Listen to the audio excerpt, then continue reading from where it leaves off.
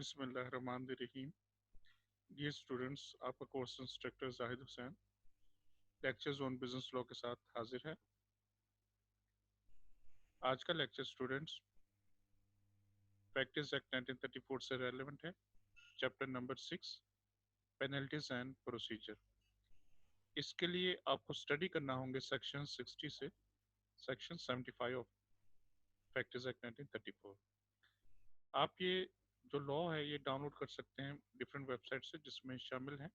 ये दो वेबसाइट्स भी। यहाँ से भी आप डाउनलोड कर सकते हैं, इसके लिए लिंक दिए गए हैं।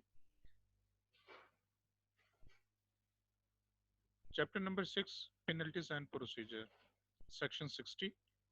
से हम स्टार्ट करेंगे। और ये बात स्टूडेंट्स आप याद रखें लेक्चर से पहले कि अगर आप सेक्शन 60 समझ लेते हैं अच्छे तरीके से, बाकी सेक्शन समझने में आपको बहुत ज़्यादा मुश्किल नहीं आ सकती। एक बात ये। दूसरी बात ये है, क्योंकि ये लॉ 1934 में ड्राफ्ट किया गया था, उस वक्त की जो मॉनेटरी वैल्यू थी पैसे की, वो और आज काफ़ी डिफरेंस है। लेकिन इसमें चूंकि अमेंडमेंट की ज़रूरत थी या अमेंडमेंट की ज़रूरत है, तो फाइन के जो रेट्स हैं वो उसकी अमाउंट हमें इतनी ज़्यादा नहीं यहाँ पे मिलेगी। बाद में अमेंडमेंट्स तो हुई थी 34 के बाद, लेकिन वो amendments for the time being अगर देखा जाए तो उसमें फाइन की अमाउंट इतनी ज़्यादा हमें बाहर नज़र नहीं आती जो कि होनी चाहिए, जिसको हम फाइन कंसिडर कर सकते हैं। लेकिन ये बात क्लियर है कि अगर कोई भी शख्स कन्विक्टेड हो जाता है एक मरतबा, तो वो फ्यूचर में उसके लिए प्रॉब्लम्स हो सकते हैं। उसके जो ट्रस्टवर्थी होने पर या उसके रिलायबल होने पे जो है वो कुछ क्वेश्चन मार्क्स हो सकते हैं।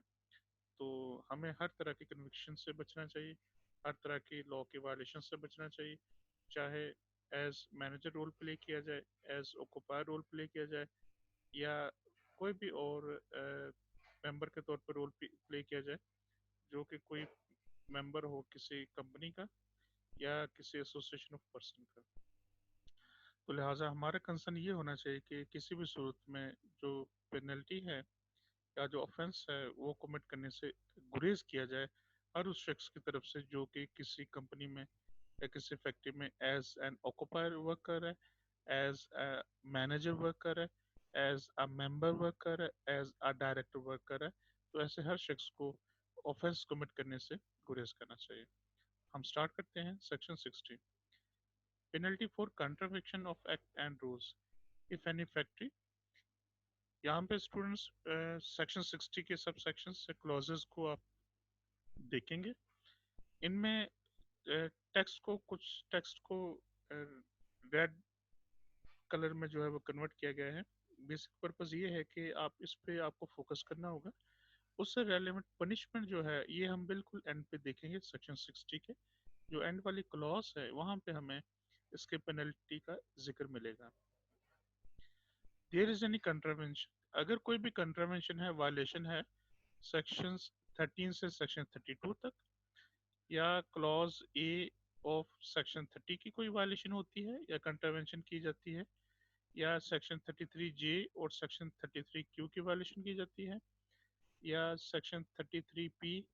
की सब सेक्शन 3 की वायलेशन की जाती है। ठीक है स्टूडेंट्स, ये क्लॉज ए में ये कहा गया कि अगर इन सेक्शंस की वायलेशन की जाती है, पहली बात। दूसरी बात ये, any person is allowed to work in contravention, अगर किसी शख्स को फैक्ट्री में काम करने की इजाज़त नहीं थी, अगर जब तक कि वो कुछ कंडीशंस को फुलफिल नहीं करता, लेकिन अगर उसको उस फैक्ट्री में काम करने के लिए इजाज़त दे दी गई है, जो कि कंट्रावेंशन है सेक्शंस 34 से 38 तक, या सेक्शन 45, 47, 48, 49 एच या 49 आई की,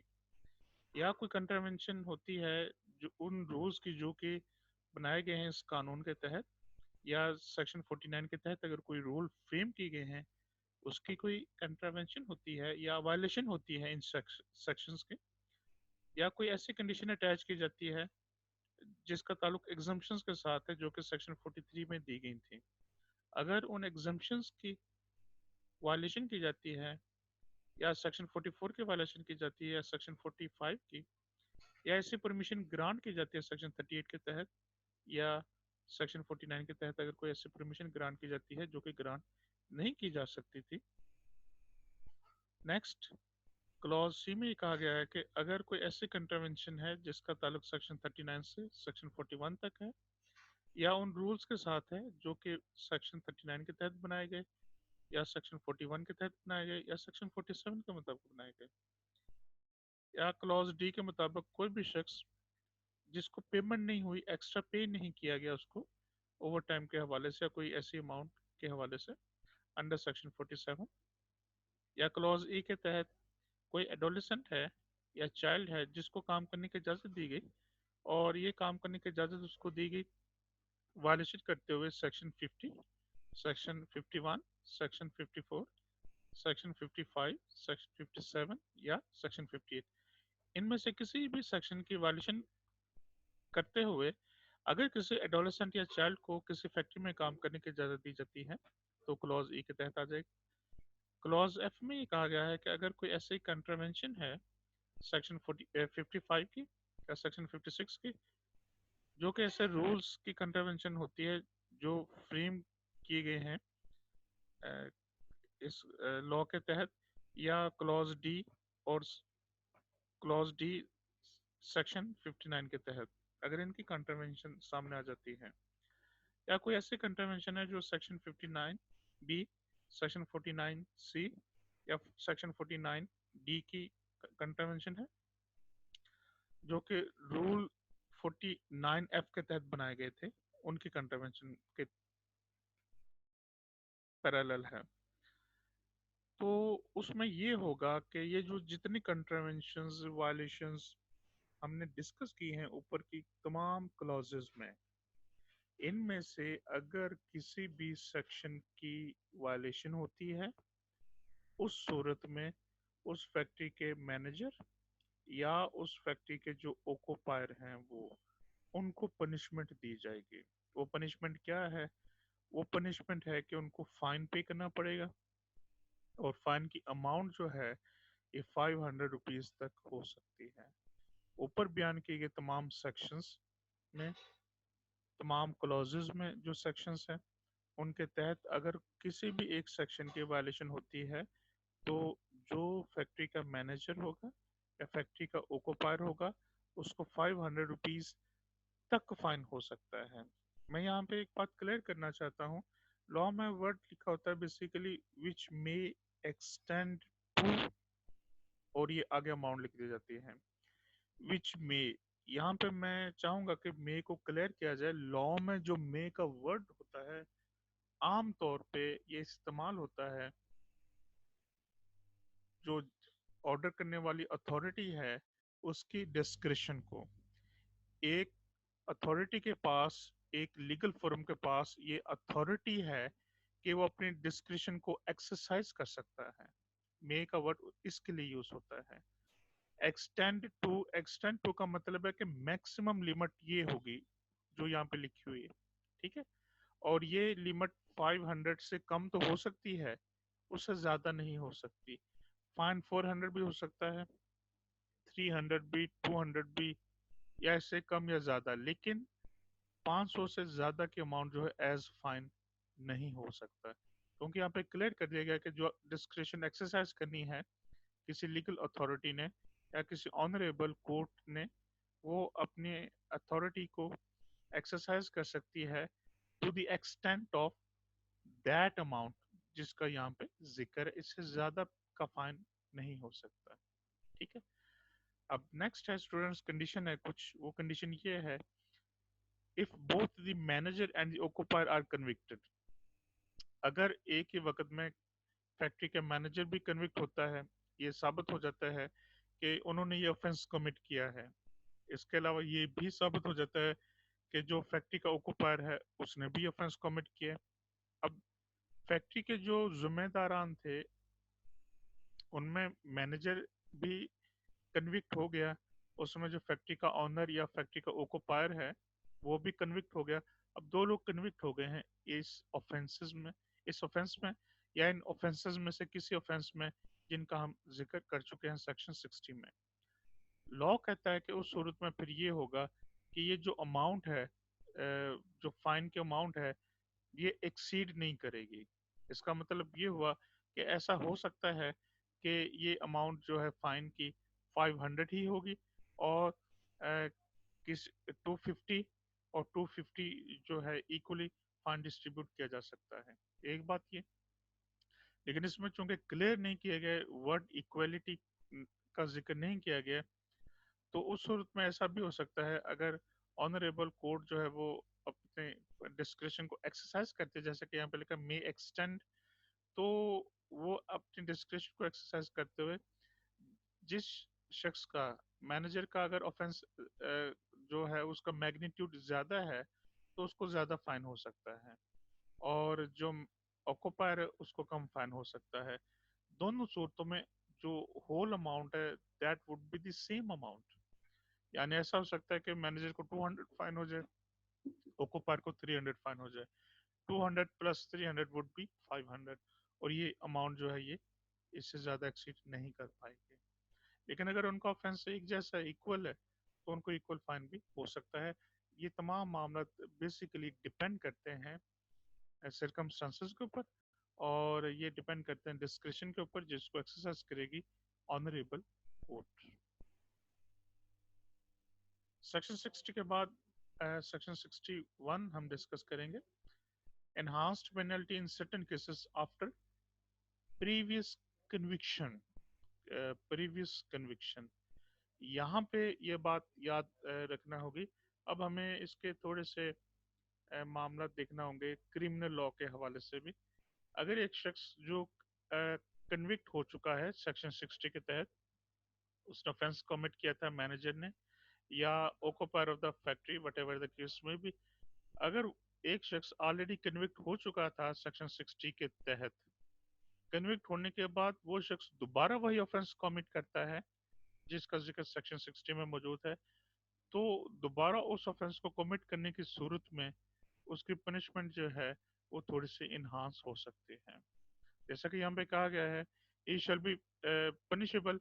ऑन द सेकंड कन्विक्शन। दूसरी मर्तबा जब ये जुर्म साबित होता है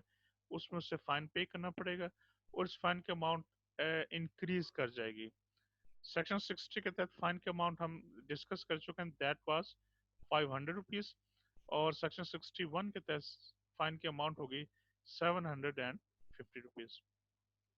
और यहाँ पे एक और कंडीशन लगाई गई है, क्योंकि ये मैक्सिमम लिमिट है 750 रुपीज, इससे ज्यादा फाइन नहीं हो सकता लेकिन कम हो सकता है। लॉ में ये कहा गया है कि इसकी अमाउंट जो है it shall not be less than 100 rupees, कि इसकी अमाउंट 100 रुपीज से बिलो नहीं होगी। हालांकि डिस्क्रिशन है ऑनरेबल कोर्ट के पास, लेकिन यहाँ पे डिस्क्रिशन को मैं कुछ कंडीशंस ऐड कर दी गई हैं कि 100 से बिलो का फाइन पेबल नहीं होगा। Secondly, if he is again so guilty, अगर वो दोबारा यही ऑफेंस कमिट करता है तो वो दोबारा पनिशेबल होगा उसका ये ऑफेंस जो है तीसरी मर्तबा भी, और उसको फाइन पे करना पड़ेगा। अब अमाउंट जो है 750 से इंक्रीज करके 1000 रुपीज हो जाएगी, और इसके बाद वो उसकी अमाउंट जो है वो 200 से लेस का, 250 रुपीज से लेस अमाउंट का फाइन उसको पे नहीं करना पड़ेगा। अगर हम इसको दोबारा थोड़ा सा रिवाइज कर लें तो हमें ये आइडिया होगा कि सेक्शन 60 के तहत 500 तक का फाइन हो सकता है। अगर वो शख्स वही ऑफेंस दोबारा कमिट करता है, मैनेजर या occupier of the factory,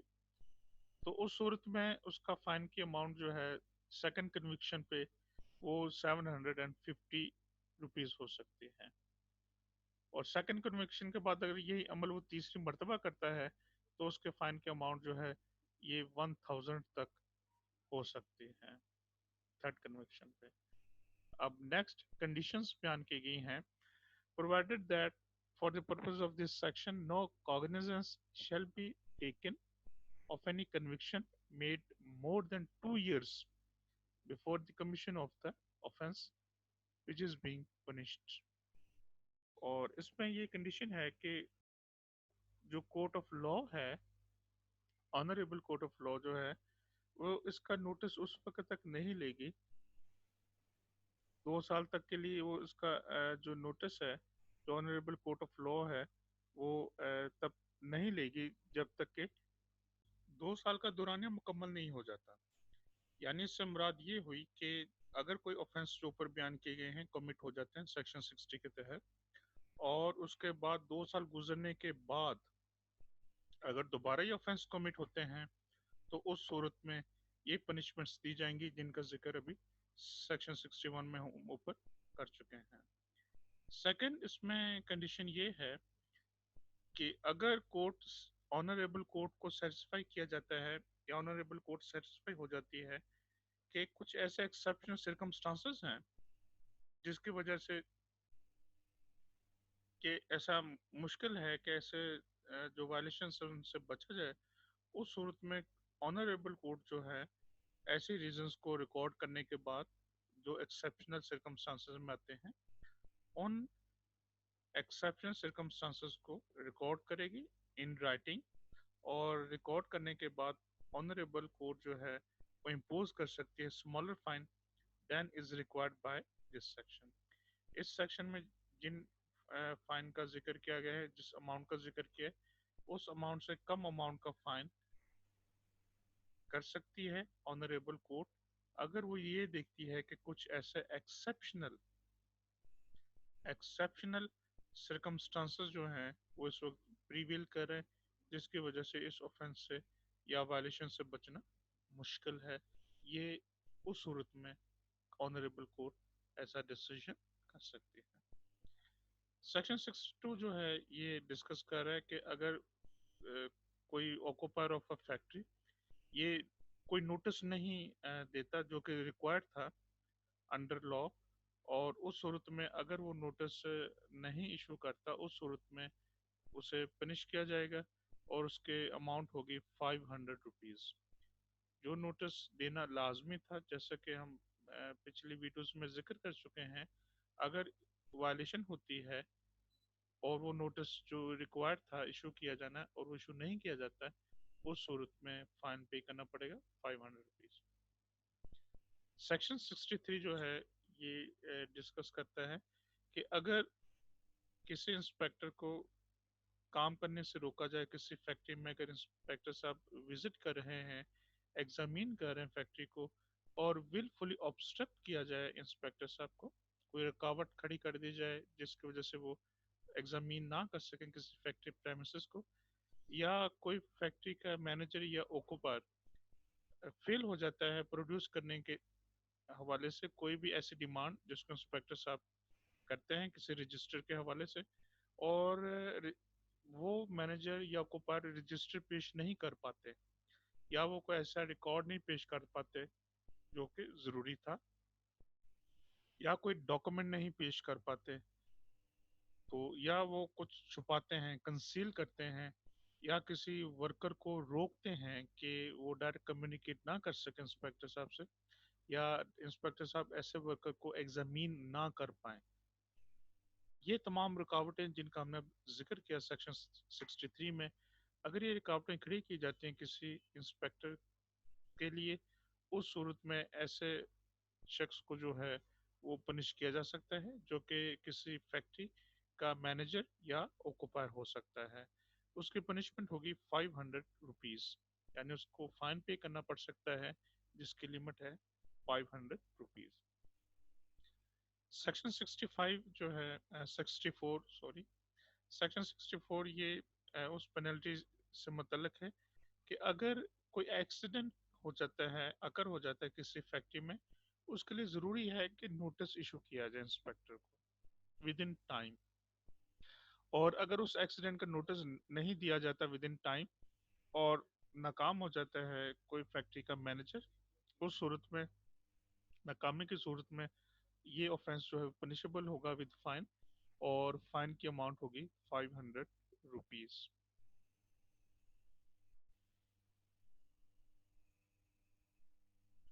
section 65 में ये कहा गया है कि अगर कोई ऐसा ऑफेंस कमिट होता है जिसमें ये कहा गया था कि कोई ऐसी रिटर्न फाइल की जाए या कोई ऐसी रिटर्न फर्निश की जाए सेक्शन 77 के तहत, और ऐसी फाइल नहीं की जाती फैक्ट्री के मैनेजर या ऑक्यूपायर की जानिब से, उस सूरत में ऐसे शख्स को फाइन किया जा सकता है जिसकी अमाउंट 500 रुपीज तक हो सकती है। इसमें एक कंडीशन है, provided that if both the manager and the occupier are convicted, अगर दोनों कन्विक्ट हो जाते हैं इस ऑफेंस के तहत, उस सूरत में aggregate of fines inflicted should not exceed this amount. तो उन पर जो भी फाइन इन्फ्लिक्ट किया जाएगा वो 500 रुपीज से एग्रीगेट इस अमाउंट से ज्यादा नहीं होगा। ये बात यहाँ पे याद रखी जाए। सेक्शन 66 ये कहता है, पेनल्टी फॉर स्मोकिंग और using naked light in vicinity और इन इनफ्लेमेबल मटेरियल। अगर कोई ऐसा धुआं छोड़ा जाता है या कोई नेकेड लाइट, डायरेक्ट लाइट जो है वो तेज रोशनी यूज की जाती है जिसकी वजह से कोई इनफ्लेमेबल मटेरियल जो है उसको नुकसान हो सकता है और उसकी वजह से फैक्ट्री को नुकसान हो सकता है, तो इस तरह की लापरवाही की सूरत में, ऐसी गफलत की सूरत में ऐसे मैनेजर के खिलाफ या ऑक्यूपायर के खिलाफ जो है वो कानूनी कार्रवाई की जा सकती है और उन्हें फाइन पे करना पड़ सकता है जिसकी अमाउंट 500 रुपीज हो सकती है। लेकिन यहाँ पे एक एक्सेप्शन है, वो एक्सेप्शन ये है कि अगर ऐसे प्रिकॉशनरी मेजर्स अडॉप्ट किए गए थे फैक्ट्री के मैनेजर या ऑक्यूपायर की जानिब से और इसके बावजूद अगर कोई ऐसा मामला गलती से हो जाता है, मैन्युफैक्चरिंग प्रोसेस के दौरान ऐसी लाइट की बहुत अच्छी ज़रूरत थी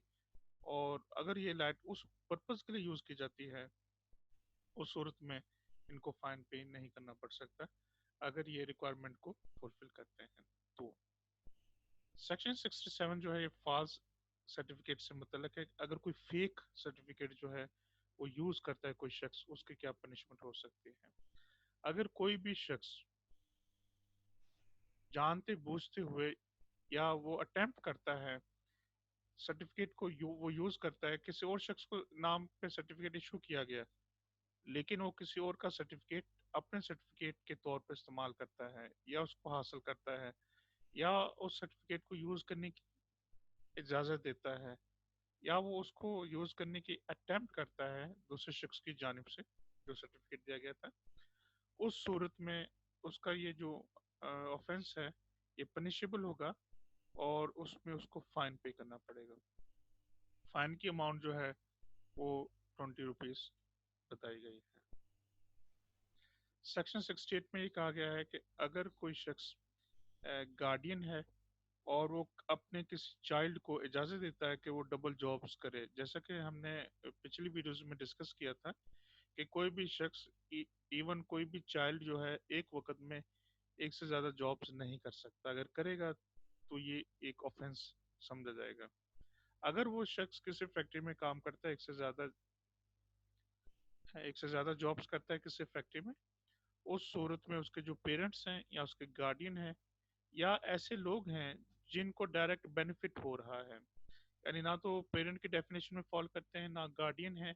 बल्कि वो कोई ऐसे सुपरवाइजर हैं जिनको डायरेक्ट बेनिफिट पहुंच रहा है उस चाइल्ड के काम करने की वजह से, तो उनको फाइन पे करना पड़ेगा। That would B 20 rupees. अब इसमें भी एक छोटी सी एक्सेप्शन है, वो ये कि अगर ऑनरेबल कोर्ट को ऐसा लगे कि जिन शख्स को फाइन पे करने के लिए कहा जा रहा है, ये जो ऑफेंस है ये उस चाइल्ड ने उनकी मर्जी से नहीं कमिट किया, इसमें उनकी कॉन्सेंट शामिल नहीं थी, ना वो उनकी कॉन्वेंस ऐसी थी और ना ही विलफुल डिफॉल्ट किया पेरेंट ने या गार्डियन ने या किसी और शख्स ने, उस सूरत में जो है वो ऑनरेबल कोर्ट को अगर ऐसा लगता है, उस सूरत में उनको फाइन पे नहीं करना पड़ेगा। नेक्स्ट है section 69, penalty for failure to display certain notices. अगर कोई भी फैक्ट्री का मैनेजर या फैक्ट्री का ओकोपायर फेल हो जाता है नोटिस को डिस्प्ले करने के हवाले से, जिसका जिक्र सेक्शन 76 में किया गया, या किसी रूल के तहत या किसी भी कानून के तहत या इस कानून के तहत फैक्ट्रीज एक्ट 2034 के तहत अगर नोटिस इशू करना लाजमी था और वो अगर नहीं किया जाता तो उस सूरत में उसको 500 रुपीज जो है वो फाइन पे करना पड़ेगा। जिम्मेदार शख्स को। सेक्शन 70 जो है वो बताता है कि ओकुपायर, इस चैप्टर के तहत हम उसको कैसे डिटरमिन करेंगे कि ये शख्स जो है वो ओकुपायर है। किसी भी फैक्ट्री में, या अगर वो फैक्ट्री फर्म है या वो एसोसिएशन ऑफ इंडिविजुअल्स है, हम ऐसे शख्स को ओकुपायर कह सकते हैं जो कोई भी इंडिविजुअल पार्टनर हो सकता है किसी फर्म का। यानी उस फैक्ट्री, अगर वो फैक्ट्री फर्म है तो उस फर्म का जो इंडिविजुअल पार्टनर है, हम उसे फैक्ट्री का ओकुपायर समझेंगे। अगर वो कंपनी है तो कंपनी का कोई भी मेंबर उसका जो वो पार्ट जो ओकुपायर है वो कहलाएगा। और ऐसे शख्स को जो प्रोसिक्यूट किया जा सकता है, उसके खिलाफ कानूनी कार्रवाई की जा सकती है और उसको इस चैप्टर के तहत पनिश किया जा सकता है, जो कि इंडिविजुअल पार्टनरशिप फर्म में या किसी कंपनी का मेंबर है। उस ऑफेंस के मतलब उसको जो है वो प्रोसिक्यूट किया जाएगा, जो ऑफेंस जो है वो कमिट हुआ, और वो ऑफेंस पनिशेबल भी है। अब यहाँ पे एक एक्सेप्शन है कि अगर नोटिस दिया जाता है इंस्पेक्टर को, और इंस्पेक्टर साहब को नोटिस में ये बताया जाता है कि वो खुद एक नॉमिनेट करे एक मेंबर को अपने में से, जो कि इस फैक्ट्री का ओकुपायर होगा, उसको वो नॉमिनेट करें। और जिसको नॉमिनेट किया जा रहा है वो पाकिस्तान का रेजिडेंट भी होना चाहिए। थर्ड वन ये है कि अगर वो शख्स जो है उसको इस चैप्टर के तहत जो है वो जिसको नॉमिनेट किया गया वो रेजिडेंट भी है, ये बात ज़रूरी है कि वो रेजिडेंट हो, ये ना हो कि वो फॉरेनर हो, उसका रेजिडेंट होना भी ज़रूरी है। और अगर वो रेजिडेंट होता है और उसको नॉमिनेट किया जाता है ऐसे शख्स को, उस सूरत में वो ओकुपायर कहलाएगा। अब इसमें फर्दर कंडीशंस हैं कुछ। Until further notice cancelling his nomination, वो शख्स कब तक ओकुपायर रहेगा? वो शख्स तब तक ओकुपायर रहेगा जब तक कि उसके इस स्टेटस को कैंसिल नहीं कर दिया जाता थ्रू नोटिस। और अगर नोटिस इशू होता है कंपनी के या पार्टनरशिप फर्म के मैनेजिंग डायरेक्टर या मैनेजिंग पार्टनर की जानिब से, या कोई भी ऐसी अथॉरिटी या chief executive of the company, अगर वो कंपनी है तो chief executive of the company या कोई रेलेवेंट पर्सन अगर उसकी अथॉरिटी को कैंसिल कर देता है कि हम इस शख्स को जो है वो मजीद ओकुपायर के तौर पे नहीं रख सकते कंटिन्यू, तो ऐसे शख्स को जो है वो अथॉरिटी या नॉमिनेशन को कैंसिल कर रहे हैं।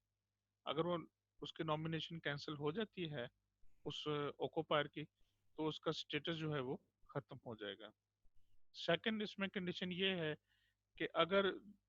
किसी पार्टनर को अपॉइंट किया गया था एज एन ओकुपायर और उस पार्टनर ने उस फर्म को छोड़ दिया और वो फर्म छोड़ के चला गया, जैसे ही वो फर्म छोड़ के चला जाएगा उसका जो ओकुपायर का स्टेटस है वो ऑटोमेटिकली खत्म हो जाएगा। थर्ड कंडीशन इसमें ये है कि अगर वो मेंबर था किसी फर्म का या एसोसिएशन का और वो मेंबरशिप छोड़ देता है, उस फैक्ट्री से चला जाता है या रिजाइन दे देता है, तो जैसे ही वो मेंबर रिजाइन दे देगा किसी कंपनी का, तो वो उस फैक्ट्री का ओकुपायर नहीं कहलाएगा और उस ओकुपायर के डेफिनेशन से बाहर चला जाएगा। इसकी क्लॉज 2 जो है या सबसेक्शन 2 जो है, उसमें ये कहा गया है कि जहाँ पे ओकुपायर फैक्ट्री जो है एक कंपनी है और उसमें से किसी भी एक डायरेक्टर को जो है वो अपॉइंट किया जा सकता है एज एन ओकुपायर। जो हमने अभी से पीछे फैक्ट्री से मतलब पढ़े फर्म से हवाले से, फर्म के हवाले से सेम फुटिंग में हम इसको देखेंगे, लेकिन वहां पे हम वर्ड यूज कर रहे थे पार्टनर एक फर्म के लिए, यहाँ पे हम वर्ड यूज करेंगे डायरेक्टर एक कंपनी के लिए। ये इसमें डिफरेंस है, बाकी इसका मामला जो है वो तकरीबन एक जैसा है। तो अगर कोई भी कंपनी का डायरेक्टर जिसको अपॉइंट किया गया था जोको पर, तो अगर वो ऑफेंस कमिट करता है तो उसके खिलाफ प्रोसिक्यूशन होगी, उसके खिलाफ कानूनी चाराजोई की जाएगी उस ऑफेंस के हवाले से, और वो ऑफेंस पनिशेबल अगर है तो उसको पनिश दी जाएगी।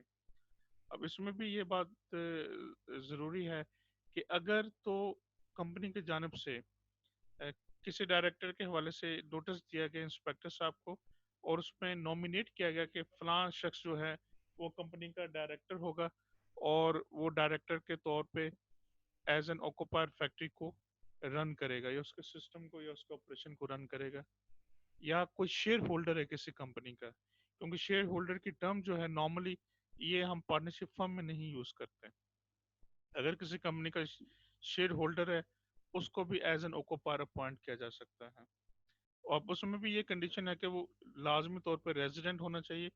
पाकिस्तान का, किसी भी सूरत में, चाहे वो शेयर होल्डर है चाहे वो नॉमिनेटेड डायरेक्टर है, वो पाकिस्तान का रेजिडेंट होना जरूरी है। ऐसे शख्स को जो है वो ओकोपार फिर तस्वर किया जाएगा, और वो तब तक ओकोपार तस्वर किया जाएगा जब तक कि ऐसे शख्स के जो ओकोपार का स्टेटस है उसको कैंसिल नहीं किया जाता है,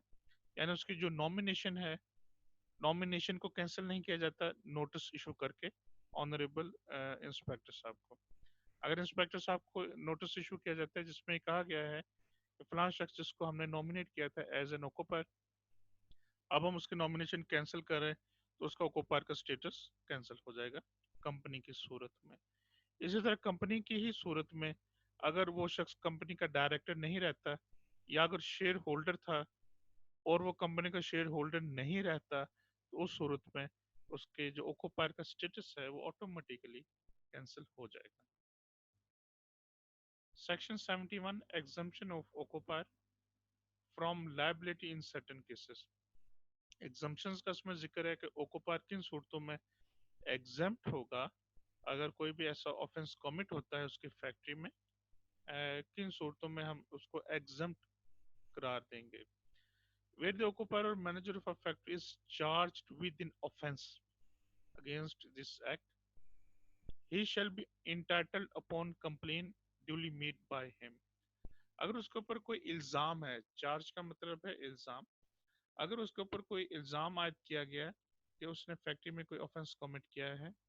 तो वो एक कंप्लेन फाइल करने का इंटाइटल है, उसका राइट है, उसका हक है कि वो कोई कंप्लेन फाइल करे और ये बताए कि उसने ऑफेंस कमिट नहीं किया बल्कि कोई और अदर पर्सन है जिसने ये ऑफेंस कमिट किया और वो उसके ऊपर इल्जाम लगाए कि एक्चुअली वो एक एक्चुअल ऑफेंडर है। और ये मालूमात, ये इंफॉर्मेशन, ये डॉक्यूमेंट्स वो ऑनरेबल कोर्ट के इल्म में लेके जब हियरिंग हो रही थी उसके खिलाफ, यानी जब उसके मुकदमे की समाअत हो रही थी, अगर किसी को चार्ज किया गया है किसी ओकोपायर को कि उसने ऑफेंस कमिट किया है और कोर्ट की हियरिंग के दौरान वो ये कहता है कि ये ऑफेंस उसने कमिट नहीं किया बल्कि किसी और शख्स ने कमिट किया, और जिसने कमिट किया उस पर वो इल्जाम लगाया कि ये एक्चुअल ऑफेंडर है, तो उस सूरत में अगर ये बात साबित हो जाती है, ऑनरेबल कोर्ट ये देख लेती है कि ये बात साबित हो गई है कि ऑफेंस वाकई उस ऑक्यूपायर ने कमिट नहीं किया बल्कि किसी और शख्स ने कमिट किया है, और उसमें ये बात भी जहन में रहे कि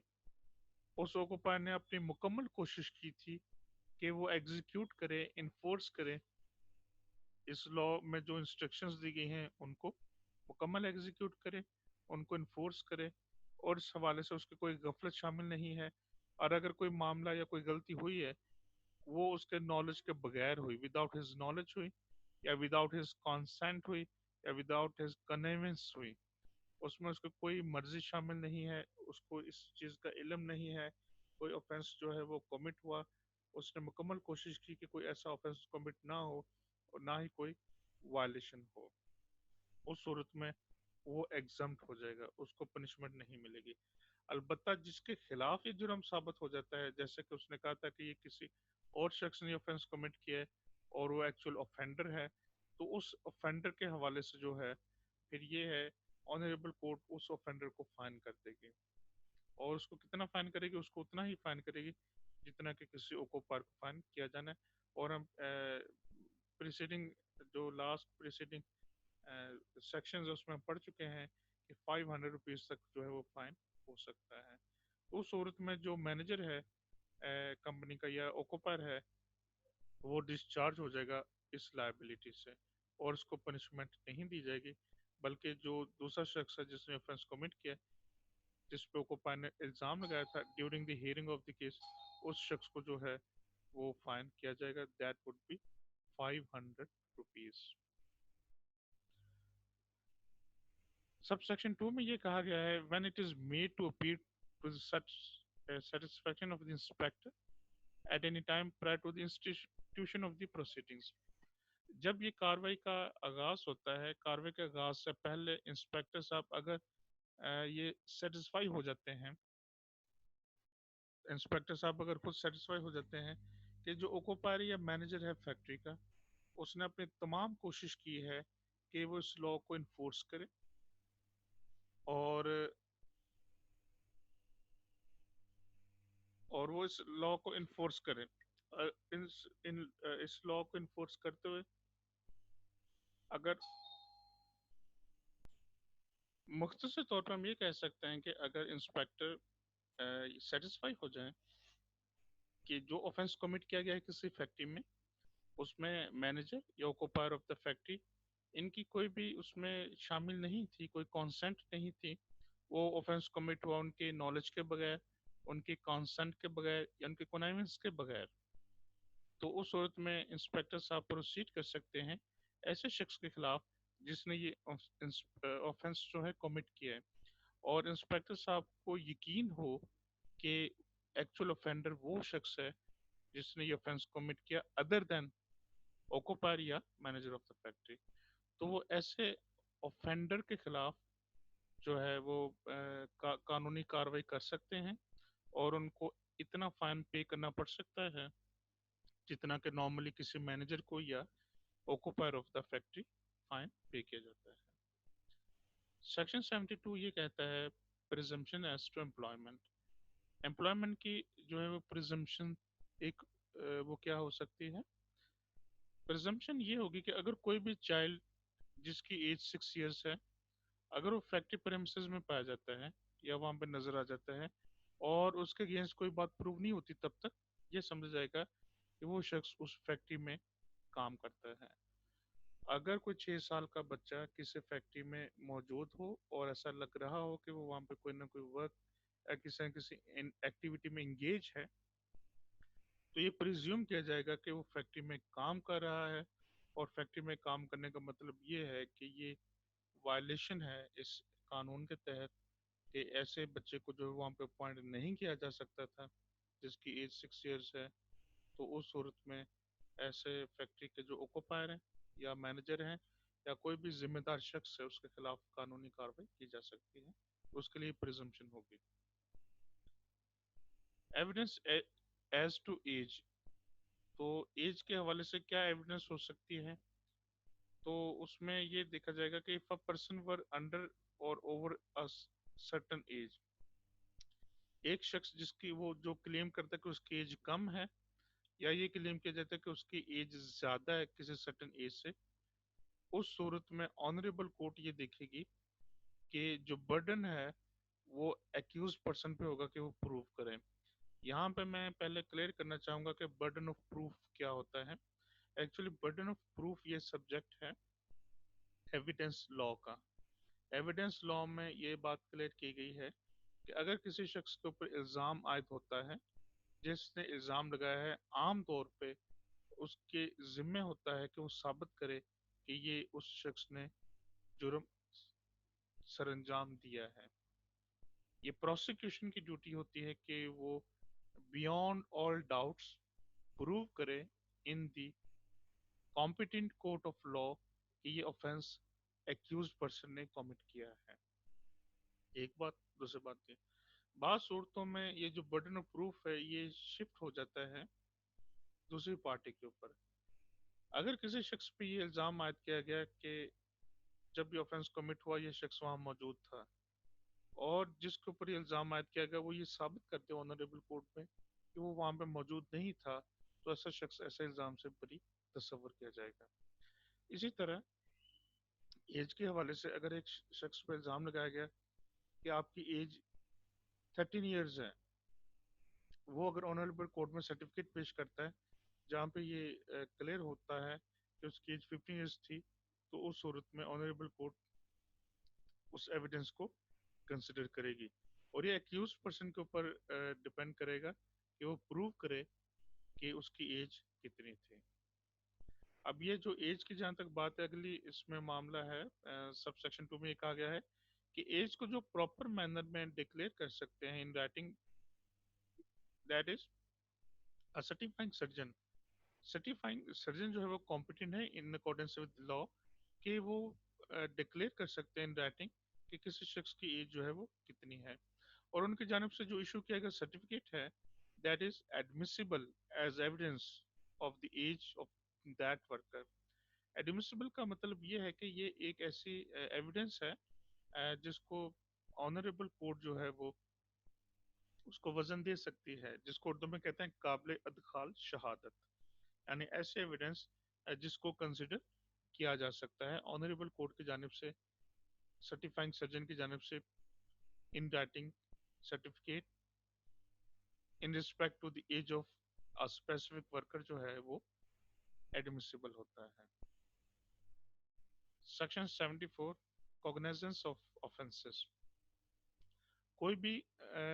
जो है वो कानूनी कार्रवाई नहीं की जाएगी, कोई कानूनी तौर पर नोटिस नहीं लिया जाएगा जब तक कि अंडर सेक्शन 66 जो है अ,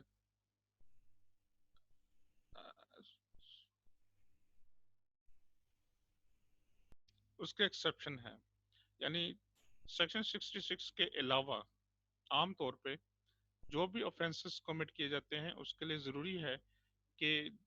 ऑफेंडर के खिलाफ कानूनी कार्रवाई की जाएगी या एक्यूज पर्सन के खिलाफ कानूनी कार्रवाई की जाएगी। और कानूनी कार्रवाई करने से पहले ज़रूरी है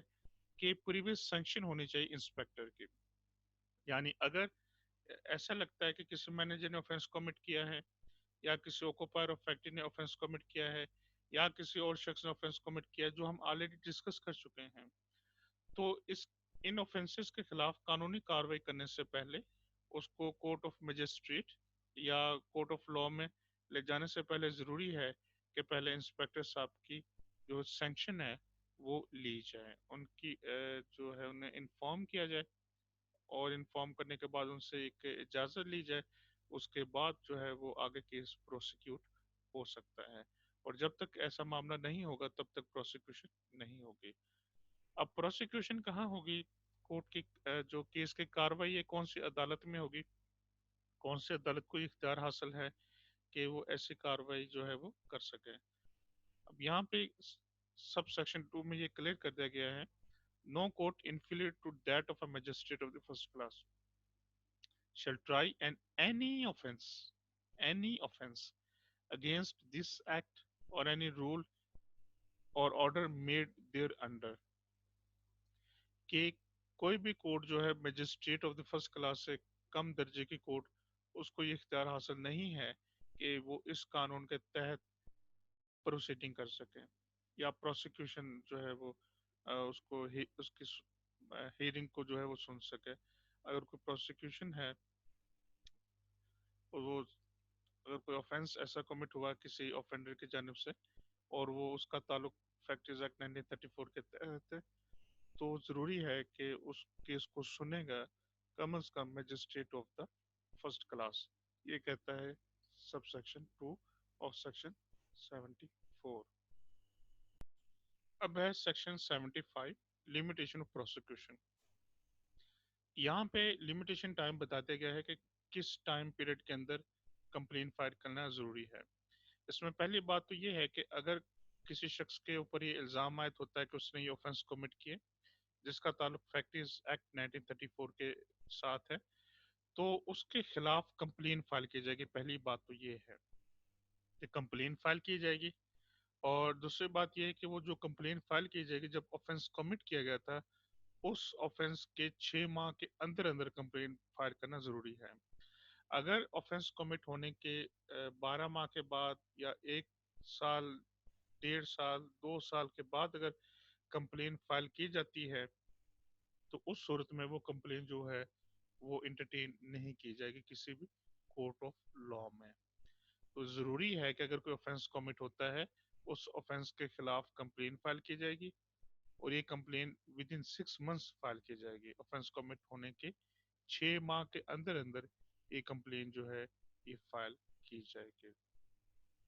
यहाँ पे कंडीशन है वो ये कि provided that when the offense consists of disobeying a written order made by an inspector, अगर इस ऑफेंस का ताल्लुक disobeying a written order के साथ है जो ऑर्डर किया था इंस्पेक्टर ने, यहाँ पे मामला फिर थोड़ा सा चेंज हो जाएगा, टाइम लिमिट बढ़ाई जाएगी और complain thereof may be made within 12 months. तो फिर कंप्लेन जो है वो 12 मंथ्स के अंदर अंदर फाइल की जाएगी। आमतौर पे कंप्लेन फाइल करने का जो ड्यूरेशन है दैट इज 6 मंथ्स। और अगर ऐसी कंप्लेन है जिसका ताल्लुक है कि कोई ऑर्डर डिसओबे किया जा रहा है इंस्पेक्टर साहब का, तो ऐसी कंप्लेन विद इन 12 मंथ्स जो है वो भी फाइल की जा सकती है। ये ऑप्शन है, एक्सेप्शन है बल्कि ये। अब लास्ट में एक ऑन ऑन जजमेंट है जो कि honourable court Lahore high court Lahore की है, 1970 PCRLJ पेज 891। केस का टाइटल था बरकत हयात वर्सेस द स्टेट, और इसमें जो डिस्कस किया गया ऑनरेबल कोर्ट की जानिब say that was factors act 1934, उसका सेक्शन 16 क्लॉज ए और 4 और सेक्शन 75 इसको डिस्कस किया गया।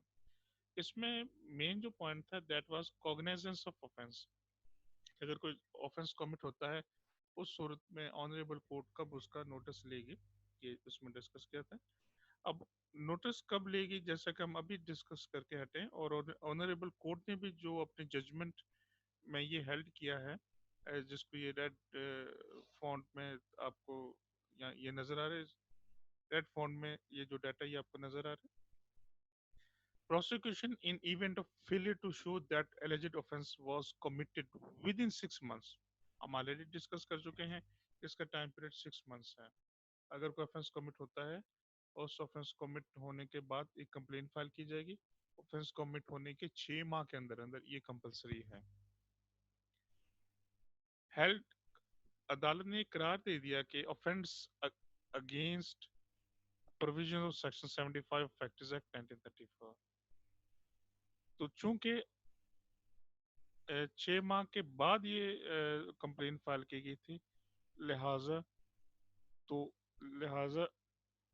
ऐसी जो कंप्लेन है उसको एंटरटेन नहीं किया जाएगा, या उसको कंप्लेन को एंटरटेन नहीं किया गया क्योंकि ये उसकी वायलेशन थी।